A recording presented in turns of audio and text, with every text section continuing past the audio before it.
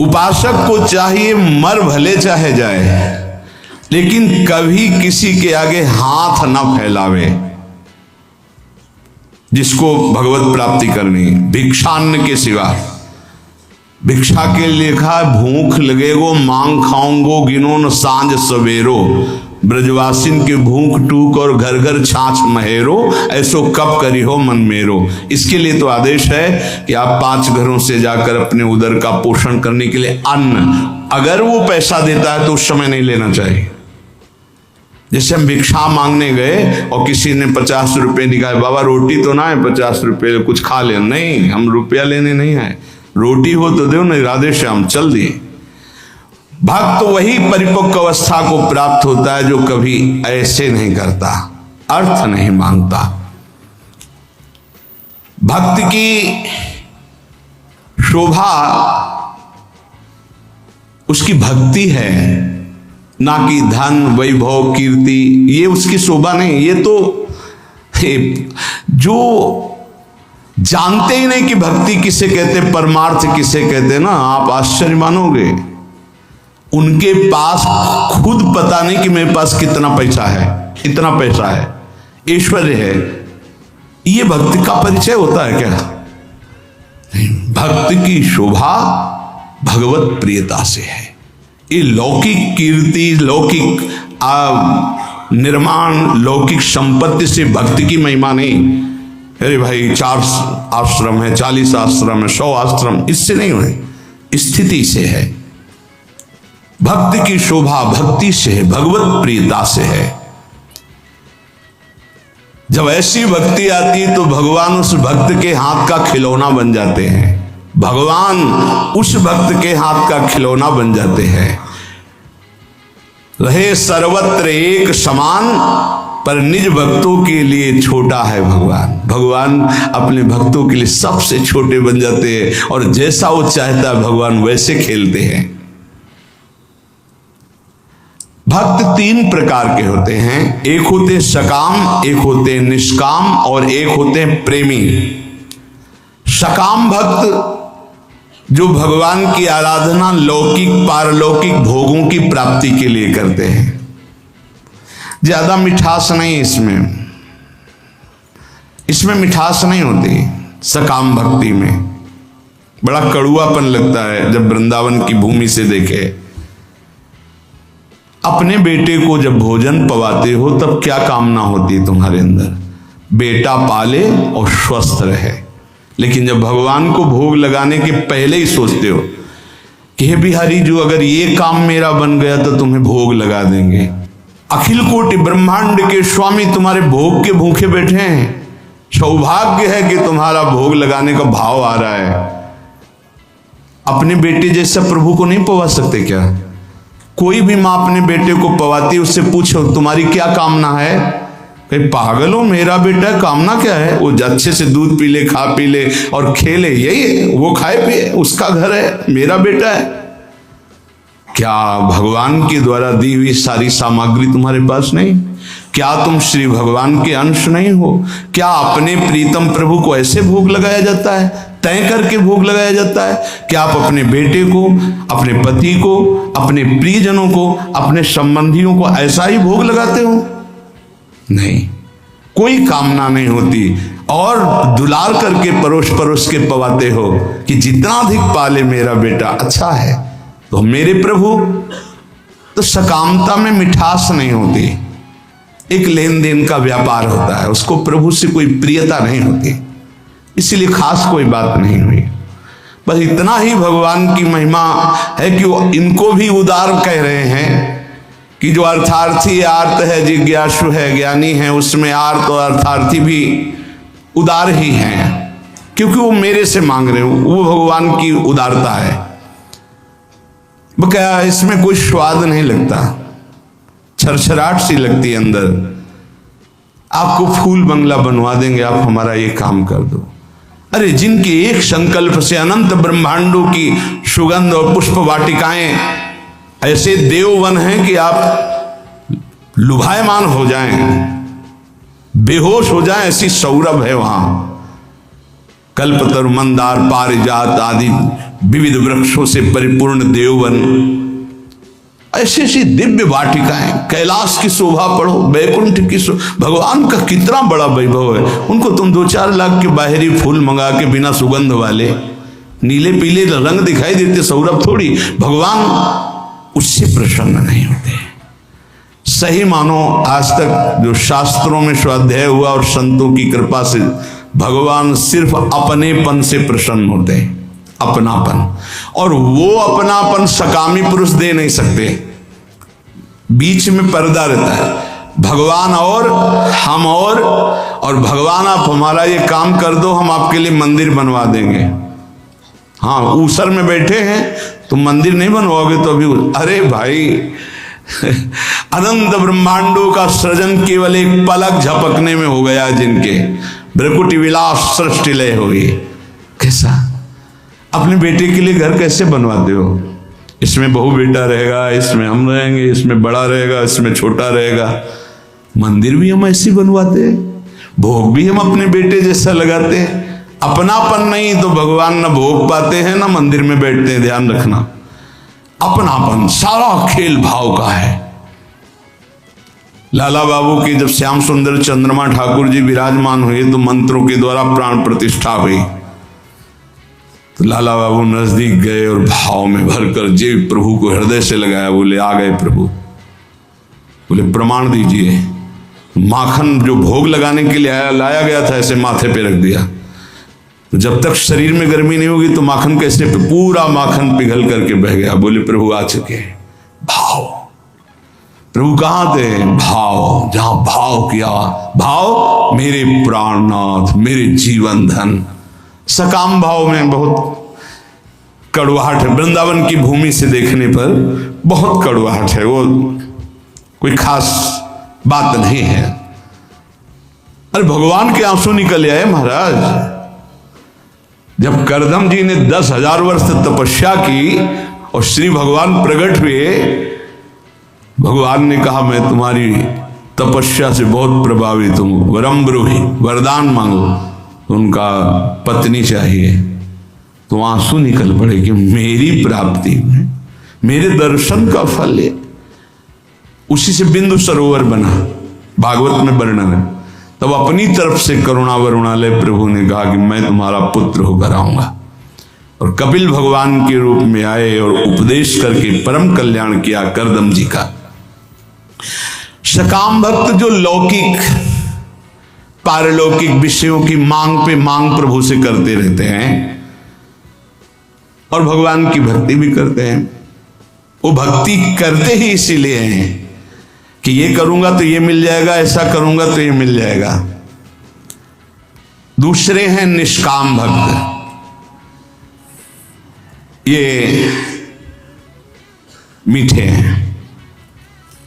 निष्काम भक्त, इसमें मिठास है, क्योंकि ये केवल दो के लिए ही साधना करते हैं, या तो ज्ञान प्राप्त होकर मोक्ष की प्राप्ति हो जाए या भगवत प्राप्ति हो जाए।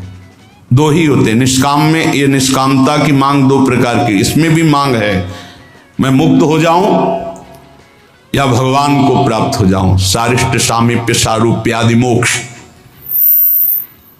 लेकिन तीसरे जो भक्त हैं ये मीठे ही नहीं हैं, ये रस भरे हैं, जिनको प्रेम लक्षणा भक्ति कहते हैं। ये सारिष्ट सामीप्य सायुज्य एकत्व आदि कैवल्य पदादि भी दीयमानम न गृहणन्ति बिना मत सेवनम जनाहा, ये सब मोक्ष पदवी देने पर भी स्वीकार नहीं करते। आपके सिवा मुझे नहीं चाहिए। इनका जो स्वरूप है सदा सर्वदा प्रेमोन्मत्त रहते हैं। सकाम भक्त मिठास नहीं, निष्काम भक्त मिठास युक्त, क्योंकि मोक्ष पदवी अखंडानंद, भगवत प्राप्ति परमानंद। लेकिन इनसे भी बढ़कर के जो दीयमानम न गृहणन्ति बिना मत सेवनम जना, वो प्रेमी भक्त, वो रसोन्मत्त रहते हैं। प्रेमी भक्त वो प्रेम रस श्रीधाम वृंदावन प्रदान करता है, गुरुदेव प्रदान करते हैं, प्रेमी महाभागवत जन प्रदान करते हैं। वो किसी भगवान से किसी भी तरह की कोई चाह नहीं, न मोक्ष की न भगवत प्राप्ति की, कि हमारा कल्याण हो जाए, मंगल हो जाए, और आप हमें नहीं। बस जेहि विधि प्रभु प्रसन्न मन होई, करुणा सागर कीजे सोई। जिस तरह आपका मन प्रसन्न हो, आपको लगे कि दर्शन देना तो आ जाना, आपको न लगे मत आना। बस हम रो रो करके आपके नाम को पुकारते रहेंगे, आंसुओं से भिंगो भिंगो कर नाम जपते, राधा राधा राधा। हमें कुछ नहीं चाहिए, आपको आना हो आ जाना, आपको ना आना हम रोते रहेंगे, पुकारते रहेंगे, ये हमारा विषय है। पर वो आप स्वतंत्र हो। जे विधि प्रभु प्रसन्न मन होई, करुणा सागर की जैसे। ये बहुत ऐसे भक्त भगवान को अधीन कर लेते, क्योंकि भगवान का एक नाम है प्रेमाधीन, प्रेम के अधीन हो जाने वाले। सृष्टि स्त्यंत कारणीम ब्रह्म विष्णु शिवात्मिकाम सायाति संज्ञाम भगवान एकेव जनार्दन। हमारे प्रभु ही जब सृष्टि रचना का समय आता है तो ब्रह्मा रूप धारण कर लेते हैं, पालन करने के लिए विष्णु रूप धारण कर लेते हैं, और विनाश लय करने के लिए रुद्र रूप शिव रूप धारण कर लेते हैं। इसलिए हमारे प्रभु महान जगन नियंता हैं। ऐसा भाव उपासक के जब हृदय में आ जाता है तो किसी अन्य का आश्रय नहीं लेता, अन्य का आश्रय नहीं लेता। सही बात मानो, माया का बड़ा प्रभाव है। आप सोचो इस जगत में कितने धनी होंगे। जितना त्रिभुवन में आप धन देख रहे हैं, कुबेर जी के एक खजाने के कोने में रखा है। अपार धन वैभव के स्वामी, रिद्धियां सिद्धियां नौ निधियां कुबेर। और जितना कुबेर के खजाने में लक्ष्मी जी के चरण के एक चिन्ह में है, ऐसी महालक्ष्मी स्वयं भगवान के चरण चापती रहती हैं। ऐसे भगवान के सेवक के सामने कुछ समझ में आएगा उसको? सुरपति नरपति लोकपति जिनके भाव है घास। क्यों? क्योंकि ऐसे प्रभु के सेवक हैं। यहां जो वर्णन किया जा रहा है कि उन्हीं से ब्रह्मा, उन्हीं से विष्णु, उन्हीं से रुद्र, वो हमारे स्वामी हैं। अब हम किसका आश्रय लें? किसके आगे हाथ पसारें? किसकी तरफ देखें? समझो, जो संसार में जो कुछ भी है, इसकी प्राप्ति के लिए जो भगवान का भजन करते हैं, वो बहुत अनजान में है। जैसे हीरे के बदले कांच लेना चाहते हैं, ऐसे भुलावे में है। मणिगण पुंज ब्रजपति छाणत हित हरिवंश कर गई कंचु। नाम जप कर रहे हैं और चाहते हैं संसार की वस्तुएं, तो मानो महान कीमती मणि के बदले में कांच खरीद रहे हैं। जो अपनी कीर्ति, अपनी प्रतिष्ठा, भगवदी आनंद को छोड़कर लौकिक आनंद की चाह के लिए भजन करते हैं, वो भी बड़े भुलावे में हैं। सच्चा उपासक सर्वत्र भगवान को देखते हुए, सब में भगवान को देखते हुए, कोई चाह न रखते हुए, निरंतर भगवान की प्रसन्नता के लिए भजन करते हैं। इससे मेरी प्रिया जो प्रसन्न हो जाए। जब हमारा भजन का मतलब क्या है? पुकारना, राधे श्याम, राधा वल्लभ, राधा राधा राधा। हम पुकार रहे हैं, अपने स्वामी का स्मरण कर रहे हैं। कहीं भी महत्व ना हो जाए, कहीं ना महत्व हो। बहुत विचित्र माया है ये। हम बार बार प्रार्थना कर रहे हैं, इस बात को आप कृपा करके समझने की चेष्टा करें। प्रभु के समान सिर्फ प्रभु हैं, दूसरा कोई नहीं। इतना बात समझो, प्रभु के स्थान पर कोई ना आ जाए। ये बड़ी माया प्रवीण है कि प्रभु के स्थान में कोई वस्तु, व्यक्ति स्थान भेज सकती हो, कोई भी। बस आपकी चतुरता इसी में कि प्रभु के स्थान में केवल प्रभु रहने चाहिए। ये आप देख लीजिए। इसकी पहचान है कि जब वो प्रभु से बढ़कर कोई वस्तु बना के माया भेजेगी तो प्रभु को भूल जाओगे आप। आपकी दृष्टि में जहां प्रभु से बढ़कर हुई तहां प्रभु को भूल जाओगे। प्रभु को भूल गए तो अभी आपकी भक्ति बहुत ही कमजोर है। अब आप ये देख लीजिए, जब आप टीवी देखते हैं तो आपका निरंतर मंत्र चलता है, जब आप किसी से बात करते हैं तो वृत्ति भगवान में होती ही नहीं, जब आप भोजन करते हैं तब वृत्ति भगवान में होती है, जब आप चल रहे होते हैं तो वृत्ति कहां होती है। ये सब बातें, अगर आप किसी व्यक्ति से बात कर रहे हैं प्रभु को भूल गए अंदर से, तो व्यक्ति बड़ा हो गया, प्रभु का स्मरण छूट गया, प्रभु छोटे हो गए। आप कोई रुपया पैसा भोग सामग्री कोई दृश्य मनोरंजन, प्रभु का नाम छूट गया, वो ज्यादा हो गया। किस कोटि के भक्त हो, माया के एक प्रापंचिक विषय में इतनी सामर्थ्य आ गई को भगवान को भुलवा दिया, तो तुम्हारी निष्ठा कहां रही, तुम्हारा चिंतन कहां रहा। जरा इस कसौटी पे कसो अपने को, इस कसौटी पे देखो। ये देखी हुई बात यहां की कहते हैं। इस कसौटी पे कस के देखो, टीवी चल रही हो, आप देख रहे हो, आपका बिल्कुल कोई भी दृश्य चित्त अपहरण न करने पावे, हर सेकंड आपका मंत्र चल रहा है विजयी। बाजार में घूम रहे हो, सब कुछ देख रहे हो, लेकिन मंत्राकार वृत्ति विजयी। कोई व्यक्ति सामने है, उससे बात कर रहे हो, लेकिन भाव में एकदम भरे हुए, एकदम भगवान का विस्मरण, एक सेकंड का विजयी। अच्छे अच्छे पदार्थ सामने रखे, खा रहे हो, लेकिन चिंतन प्रभु में विजयी। विषयाम गृहणंत मुंचंतुआ, भगवत पार्षद हो, कोई साधारण नहीं हो तुम, भगवत अंश हो, भगवत पार्षद हो, अपने स्वरूप को पहचानो, जागो। ये माया तुम्हें परास्त नहीं कर सकती, तुम स्वयं परास्त होना सीख गए हो, इसलिए परास्त हो रहे हो। तुम्हें कोई परास्त नहीं कर सकता, भगवत शक्ति संपन्न हो, भगवत अंश हो। हमारी बात को समझना, यहां कितना छोटा स्वरूप भगवान का बना लिया गया कि एक खान पान की थोड़ी सामग्री भगवान को भुलवा सकती। एक साधारण प्रियता वाला व्यक्ति भगवान को भुलवा सकता है। वो अपना स्थान इतना जोर कर लेगा, प्रभु भूल जाएंगे। कौन, कैसे भक्त हो? अरे जिनके एक इच्छा मात्र से ब्रह्मा विष्णु महेश सृजन पालन संहार करते हैं, वो हमारे प्रभु हैं, स्वामी हैं। उनका विस्मरण हो गया, ऐसी कोई वस्तु आ गई। इसलिए नारायण स्वामी कहते, ब्रह्मादि के भोग सब विष समो लागत ताही, नारायण ब्रज चंद की लगन लगी है जाही। उसे ये बहुत अच्छा है कि जब आप लोग प्रसाद पाते हैं, एक दिन साथ में आपके जब बैठे, तो जो राधा राधा राधा, और एक ऐसा भागवती, इसमें तो आपको बड़ा सहयोग मिलता है भगवत स्मरण में। ऐसा ही अंदर से चलना चाहिए। जब आप हर समय अलग हो, मान लो भोजन पाते समय श्रवण इंद्री में तो नाम पड़ रहा है, लेकिन अंदर से भी चलना चाहिए हर समय। जीवन का लाभ क्या है? अखंड स्मृति। तो उसको हानि में क्यों बदल रहे हो?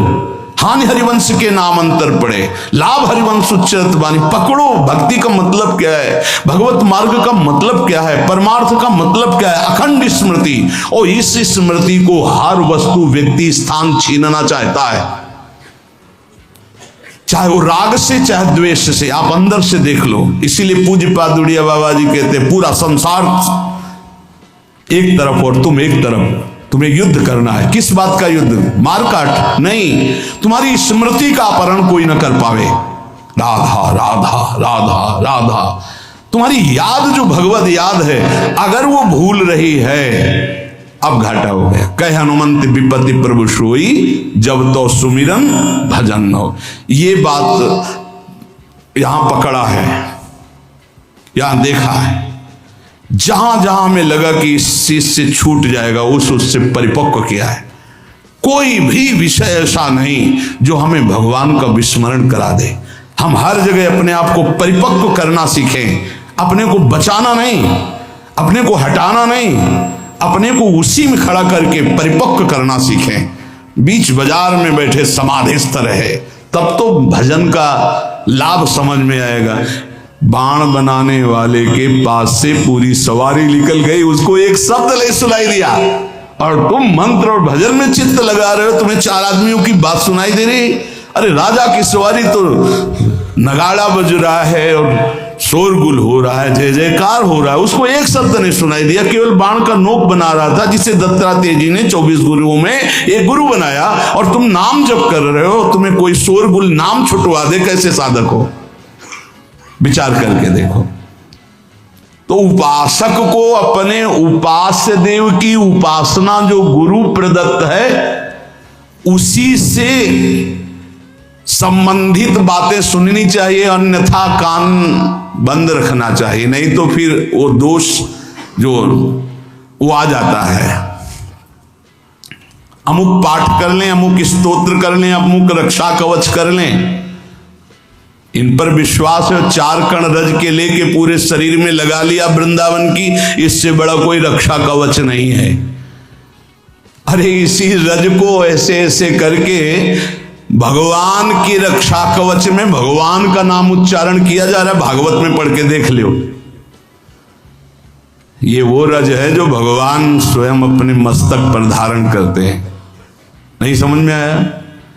अनुब्रजाम में हम नित्यम कुए त्यंग रेणु भी, और कुछ न समझ में आवे तो कह रहे भक्त चरण रज लेने के लिए पीछे पीछे डोलता हूं। तो ये तो महाभागवतों की प्रेममयी आंसुओं से भींगी हुई भूमि है, और स्वयं प्रिया चरण रज जान के लुठत रसिक सिरमौर। इसलिए अपने भजन रस सिद्धांत को समझे, और जब गुरु प्रदत्त ही होना चाहिए। ये महाभागवतों की बात कर रहे हैं, ऐसा नहीं कि कहीं पढ़ लिया आपने कि ये इतने महीने जपने में ये सिद्धि आ जाएगी, भूल मत करना। गुरु प्रदत्त नाम और मंत्र के सिवा कहीं भी हमारी रुचि नहीं रह जानी चाहिए कि थोड़ा 5 माला ये कर लेते हैं कि उससे सपोर्ट हो जाएगा और इससे ये हो जाएगा, और फिर अपना गुरु मंत्र जप लेते हैं। ऐसे आते हैं प्रश्न, वो बाहर के होंगे, अपने रसना कटो जोहान रटो। गुणानुवाद अपने आराध्य देव का, श्रवण फूटो जो अन्न सुनो। ये महाभागवतों की रस की बात है। भक्ति के विघ्न को बर्दाश्त ना करना, ये भक्त का स्वभाव होना चाहिए। हम लोग बहुत ढीले हैं, भक्ति के विघ्न को हम विघ्न ही नहीं मानते। कितनी देर से भजन छूटा है तुम्हारा? कितनी देर से तुम प्रभु से विमुख हो उस वस्तु व्यक्ति स्थान के प्रलोभन में? बड़ा विचित्र है। बहुत सावधान, बहुत सावधान। माया की चकाचौंध भुलवा देती है, हरि को चकाचौंध भुलवा देती है। संसार का आकर्षण इतना बड़ा है, यही तो बड़ा विचित्र। और भूले तो भूले तुम जिन भूलो मालाधारी, स्वामी हरदास जी कहते। अरे और तो भूले ही है, तुम क्यों भूलते हो? तुमने तो उनका माला पहन लिया, कंठी पहन ली, उनसे बड़ा कोई है? उनसे बड़ा कोई है? अपने स्वामी से बड़ा कोई नहीं। चर्चा किसकी हम करेंगे? गुणानुवाद किसका करेंगे? अपने प्रभु का। बता रहे हैं विश्व ब्रह्मांड में जितना धन है कुबेर के कोने में, कुबेर के पास जितना खजाना है लक्ष्मी जी के एक चरण चिन्ह के कोने में है। वो लक्ष्मी जी जिनके चरण सहलाती रहती हैं वो हरि हैं, और वो हरि जिनके चरणों में महावर रखते हैं हमारी प्रिया जो है। इसके आगे बोलो, पूर्णता प्रेम की, क्योंकि प्रियाजू कौन है? पूर्ण प्रेम, सांद्रानंद घन प्रेम मूर्ति किशोरी। अब हम चर्चा किसकी करेंगे? नीचे करेंगे किसी की? अरे सुरपति नरपति लोकपति जिनके भावे घास। समझे में नहीं आ रहा, समझे में नहीं आ रहा। बहुत विचित्र है, बहुत विचित्र, अति विचित्र भगवंत गति। हाथ सामने अनंत ब्रह्मांडों के स्वामी की महिमा, और एक तरफ माया की महिमा। स्वामी को धक्का लगा के बाहर, माया को अंदर। ऐसा प्रभाव माया का है, बड़ा विचित्र। जिस समय सोने की थाल और कटोरी सब लगा के लक्ष्मी जी बूढ़ी के रूप में ना भगत से प्रसाद पाया, बोले ये जूठे पात्र हम दोबारा नहीं रखते। अरे मैया तू तो रुक, अब यहाँ नारायण बैठे थे, बोले जहाँ ये रहते हैं ना साधु बाबा सन्यासी जन, हम वहां टिकते नहीं ज्यादा दिन, तो इसलिए बोले स्वामी जी झोला उठाओ आप अपना चलो। बोले नहीं बेटा हमारी तो इच्छा थी आज रात्रि बोल ना माता जी रहेंगी। पिताजी को भगा दिया। जो पिताजी गए माताजी अंतर दयाल हो गई, क्योंकि नारायण की भी लौट टिक नहीं सकती। ये खेल है, समझ लो। अच्छे अच्छे नारायण को छोड़ दें, ऐसा है माया का प्रभाव। भक्त भक्ति के विघ्न को बर्दाश्त ना करे, चाहे कोई वस्तु हो, व्यक्ति हो, स्थान कुछ भी हो। जो मेरे प्रभु का विस्मरण करा रहा, बर्दाश्त नहीं होना चाहिए। लेकिन आप खूब बर्दाश्त कर लेते, चैन से बर्दाश्त कर लेते। नहीं, देख लो अपने लोग कितने प्रमादी हैं कि इस बात से हमें दुख नहीं होता। तद्विस्मरण परम व्याकुलते, आराध्य देव का विस्मरण हो रहा है, मुझे चैन है। बहुत विचित्र बात है। सत्संग छूट गया, तुम्हें बेचैनी नहीं हुई? तुम्हारी दिनचर्या टूट गई, तुम्हें बेचैनी नहीं हुई? तुम्हारा नाम छूट गया, तुम्हें बेचैनी नहीं हुई? नहीं, किसी भी स्थिति में नहीं। विचार करो, पूज्य राधा बाबा के चरित्र में जरा अंदर गांठों से गठिया बात इतना बढ़ा हुआ था कि बाबा एक कदम नहीं चल सकते थे। और गंगा जी की रेती में सत्संग हो रहा था, तो पूज्य बाबा को कौन सा ज्ञान नहीं, आप हमें बताओ। वो प्रार्थना कर रहे थे जो उनकी सेवा में थे कि मुझे वहां तक पहुंचा दो। बोले थक गया हूं, मेरी सामर्थ्य नहीं। बोले पहुंचा दीजिए। बोले चले जाओ ना। बड़ी चूक हो जाती है, जानते हो। जब हम चरित्र पढ़ते हैं महापुरुषों के, तब लगता है वो महापुरुष है। जब सेवा में होते ना पास, तो नहीं लगता। देखो कैसे उत्तर दे रहे हैं बाबा को, या इतना ही प्रिय तो आप चले जाओ, हम तो थक गए हैं। प्रसंग है, पढ़ के देख लेना कि बाबा ने एक बांस उठाया और कहा क्या तुम जानते हो श्री कृष्ण में वहां तक नहीं पहुंचाएंगे? पहुंचाएंगे। और कड़िलते हुए बांस के सहारे से इतनी दूर तक पहुंचे जहां से सत्संग सुनाई दे रहा था। क्या सत्संग में बाबा को जानना है? सर्वज्ञ महापुरुष हैं, पर है कोई सत्संग की महिमा? क्या हमारे अंदर चुभता है कि आज का सत्संग छूट गया? क्या चुभता है आज का वाणी पाठ छूट गया? अरे जिस सभा में हम बैठकर वाणी गायन हो रहा है, उसमें बैठे प्रियाजू का यश हो रहा है, साधु मंडली में बैठे, इससे बड़ा सौभाग्य क्या हम जलते हैं कि आज हमारा इतनी देर से भजन छूट गया? क्या हम कभी रोए कि हमारी सेवा छूट गई? प्राणांतक कष्ट हो तो भी सेवा नहीं छूटनी चाहिए। प्राणांतक कष्ट हो, अगर हम शकिल पाते हैं तो शकिल शकिल करके वो सेवा कर देंगे। हमारे गुरुदेव की, इष्ट देव की सेवा, ये केवल प्रवचन ही नहीं, गुरु प्रताप से कह रहा हूं। भक्त को भक्ति के विघ्नों को बर्दाश्त नहीं करना चाहिए। बता देना कि हम आज उठने लायक भी नहीं, पर ये सेवा पहुंचा दो। इस सेवा पहुंच जानी चाहिए, मेरी सेवा नहीं टूटनी चाहिए। ना सेवा में प्रीति होगी, ना नाम छूटने में तुम्हें जलन होगी, ना तुम्हारी पाठ में प्रीति होगी, ना तुम्हारी इष्ट देव की अपनेपन में स्थिति होगी। तो होगा क्या? भक्ति के विघ्न को आप क्यों बर्दाश्त कर लेते हैं? ये आप देख लीजिए। हमें लगता है जितना इष्ट और गुरु का दुलार मिलता है तो हम उसको पहचान नहीं पाते। हमें लगता है संसारिक तौर तरीके से लगता है, हमें नहीं लगता कि हम पर अपार कृपा है। पांचवा, भक्ति के फल को गुप्त रखना। ये पांचों आज ये बहुत बड़ी महान बातें हुई। अपने स्वरूप का बोध, अपने इष्ट के स्वरूप का बोध, जो गुरु प्रदत्त साधन उस पर निष्ठा, जप और गुणानुवाद अपने आराध्य देव का ही, भक्ति के विघ्नों को बर्दाश्त न करना, और ये भक्ति के फल को गुप्त रखना। जो हमारे इष्ट और गुरुदेव की कृपा से आध्यात्मिक उन्नति हो रही, उसे कभी ना बोले, ध्यान रखना नहीं, वहीं रुक जाएगी, बंद हो जाएगी। पकड़ो इस बात को, अपनी स्थिति कभी नहीं व्यक्त करनी चाहिए। इसमें पांचवा, भक्ति के फल को गुप्त रखना चाहिए। आपको स्वप्न में अच्छे स्वप्न आ रहे हैं, दिन में कोई अनुभूतियां हो रही, गुरु कृपा प्राप्त हो रही है, आपको प्रियता मिल रही है, भागवतिक आंतरिक उन्नति हो रही, बिल्कुल गुप्त, कुछ नहीं बोलना। बोले नहीं गुरु से तो बोल दे। क्यों? गुरु अल्पज्ञ है क्या? तुम बाजार से लाए स्थिति, गुरु ने दी है, उनको बताने की जरूरत क्या है? उनको बताने का मतलब अपने अहम को पुष्ट करना नहीं, फिर स्थिति नहीं रहेगी। ना गुरुदेव से कहनी है ना किसी से। गुरुदेव से क्यों नहीं, उन्होंने ही दिया भाई, उनसे क्या कहना है, उन्हीं की तो प्रदत्त वस्तु है, गुप्त शांत। एक दृष्टि में सब कुछ पता चल जाता है गुरुदेव को कि आप कहाँ हो, आपकी स्थिति क्या है, आपको बताने की जरूरत नहीं।